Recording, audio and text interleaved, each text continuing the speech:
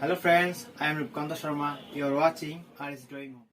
প্রিয় বন্ধুরা, আজকে আমি দেখাবো এস এস এবং এম দিয়ে কিভাবে খুব সহজে একটি শিয়াল আঁকবেন।